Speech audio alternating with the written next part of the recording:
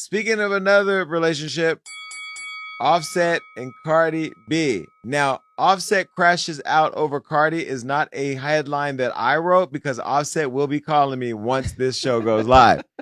I spoke to Offset recently. I will just say as a disclaimer, he called me and we had a very nice conversation. He said he's moved on. I don't know if he's moved on or not because I don't get into Cardi's business like that when we talk. We don't chit chat about Offset.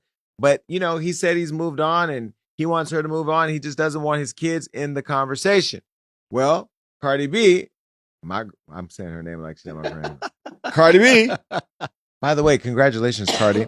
You were just honored at ASCAP during BET weekend, and you looked fabulous. I only saw you for a few minutes. I walked to her room, and she went in the room and went to a meeting with the label and left me out there like a nobody. I'm Jason Lee. I left. Oh God. Anyway, I love you. Cardi is out here leveling up with her new boo, Stefon Diggs. Now, Stefon, I like you, Stefon, but you just had a baby, and then you allegedly got another baby on the way. So I don't really know the difference. Unless the sex is fire. And you are good looking. Well, anyway, Cardi B is out here leveling up with her new NFL-based Stefon Diggs, and that has her ex-husband just not happy on the internet because he has deleted his socials. I mean, they may be back by this point, but he had taken himself off the internet for a while. Now, just a little history. We know that Cardi and Offset got married in 2017. In 2020, Cardi filed for divorce from Offset. Now, they reconciled and were on and off again until Cardi filed a second time in July of 2024.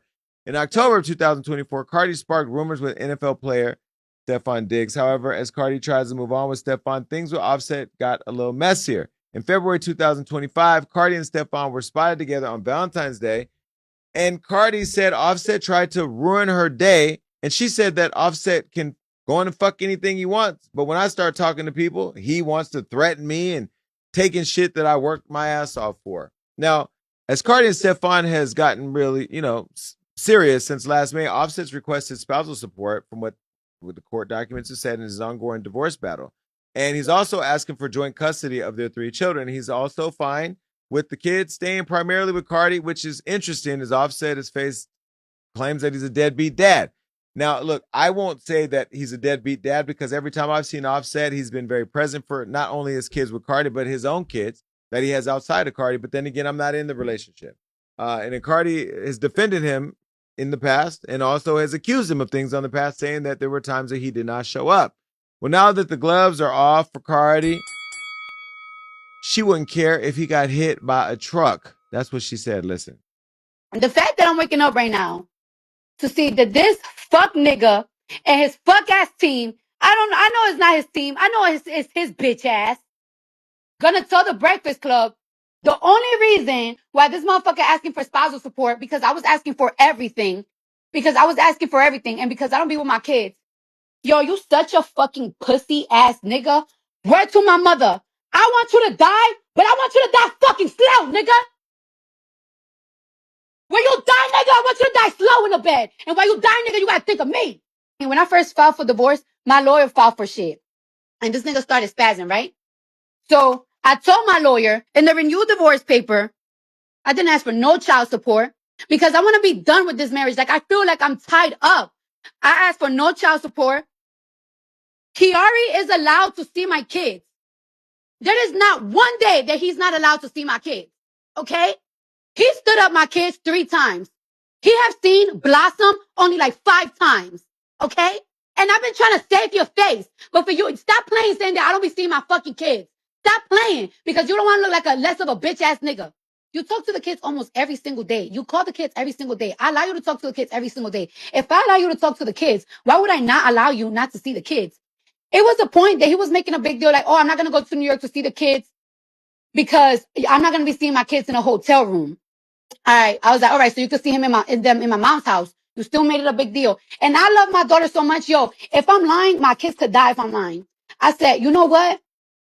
To make it easier for you, you could see the kids in my house. Just because I want my daughter to feel the love of her dad. Because I want my kids to have that love of their dad. I want the love of both parents, even if we're not together. Also, the last time we seen the kids was in March on Cody's birthday. Okay? So before you start talking to me about I don't see my kids, let's talk about it. You haven't seen the kids since March. You said you was gonna go see the kids after you went when you did your Dominican Republic trip. You stood them up. You went to do a hosting in Boston and you stood them up. You say you was gonna see the kids after Mother's Day and you stood them up. My house is always open for you to see my kids and you still haven't seen them. So why you saying that you're asking for spousal support because I'm trying to take the kids from you? The kids is always open to see you all the time and you know it. You talk to my kids every single day. It's not my fault you don't want a fucking flight to New York. The fuck? You're saying that I'm trying to take everything. What you mean I'm trying to take everything? The cars that you gave me? I gave you cars too. You gave me the Rolls Royce truck. You gave me the Lamb truck. The day that I bought my Maybach, the Maybach was $170,000. And I didn't have the $70,000 that day. I had to get it the next day. So you just put the $70,000. You want those cars so bad, bitch, you could get it. But then you want to talk about the houses. You want to talk about the houses? First of all, my Jersey house, I bought that shit. And you tell me myself, if you buy a house in Jersey, I'm not helping you think because I don't want a house up north. But you know, my dream was always to have a property in New Jersey, in New York. So of course that's going to be my property. I bought that shit with my sweat and tears. The Atlanta house, you have put me with the bill the last year. The last year you have put me with the bill. Just like you left me the last year, you have left me with the kids' bill.